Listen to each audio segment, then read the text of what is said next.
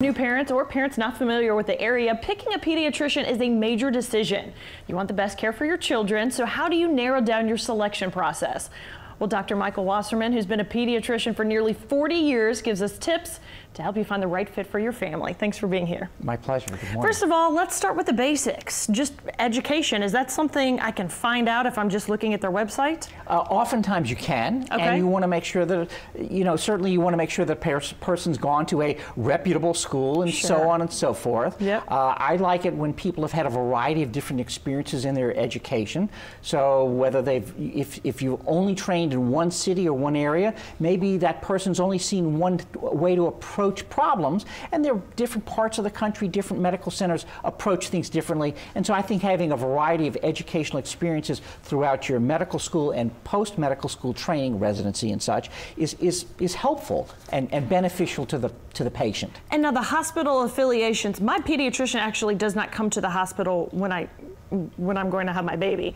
There's a pediatrician, I guess, on staff that relays stuff to them. Is that what you're talking about there? Well, actually, it's not what I'm talking about, although that's a small piece of it. The newborn experience, assuming the baby's healthy, is actually, in my view, relatively unimportant. Okay. Because what's happening is the baby's getting born, the mother's initiating feeding, the baby's and mom are going home, and hopefully that's brief and short, and it's behind us. That's, again, assuming that mom and baby are healthy. If the baby's not healthy, then we're talking about intensive care and so forth, and you want to be at a hospital that has a full array of services. But what I'm talking about really is more, should you need a specialist, should you need a children's ear, nose, and throat doctor, should you need an allergist, you're really more often than not locked into a system. And what I prefer, and the way I was taught many years ago, is I prefer to deal with specialists who only deal with kids. Because children are not little adults, they're children, they act differently, their bodies are different. The whole system works differently. So I prefer to deal with pediatric specialists, whether they're cardiologists, orthopedists, what have you. And so when I'm looking for a place to go, I'd want to go to a place that has the full array readily available of the various specialists that hopefully I never need, but if I need them, I have access to them. Okay. And speaking of access, that's moving on logistics. You want somebody close to you, and then also, so my pediatrician, you can always call. Somebody's always going to answer the phone.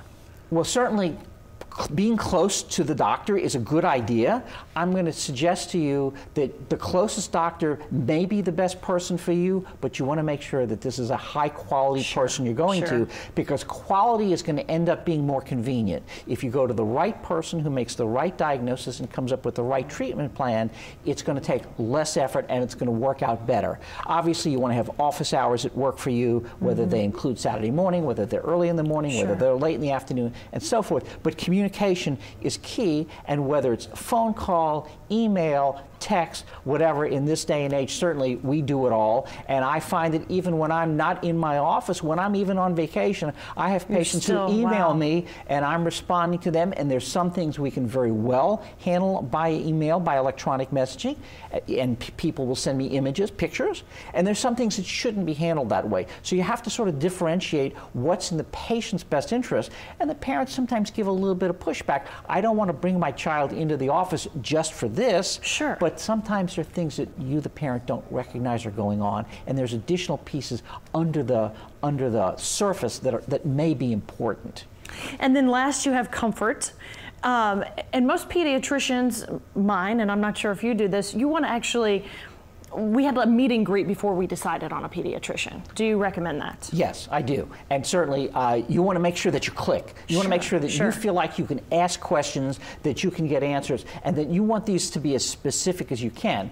You make sure the communication style, I'm a male, I'm an older male, so I may communicate one way. I have a lot of women I work with who are very fine physicians, and sometimes parents prefer to see a younger woman. Sometimes they want to see an older guy, and it really doesn't matter to me, but it matters that you're comfortable, that you can ask questions, receive the information, that we can handle your problems, that we can prevent problems from arising, that we can make sure that your child ends up to be the sort of person that we all want him or her to end up to be.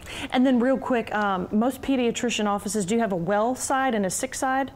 Yeah, some do and some don't. I'm not sure how well that works because our office had that in the past, and when people with sick children come in, they say, we don't want to be around the other sick children, we want to be around the well children, so they would invade the well side. So we actually have a very large waiting area, and you can sort of isolate yourself. We have a lot of individual rooms, and again, so that gives you the opportunity to be isolated. One other piece I want to bring up is that of teaching and being taught. And so I've taught medical students and residents for as long as I've been in practice, and part of what that does is it allows me to teach young people to give back, but it also forces me to stay up to date. And having as many partners as I do, they're critiquing me even when you, the parent, don't realize it, and that all is constructive. Make sure that I'm doing the right thing. More importantly, it makes sure that your child and you are getting the best care. So I like to be in a big practice where it's open book. Everybody can see it, everybody can look at it, and you can look at everything that I do online if you're my patient. Awesome. Well, thank you very much. That's very interesting stuff. You're welcome.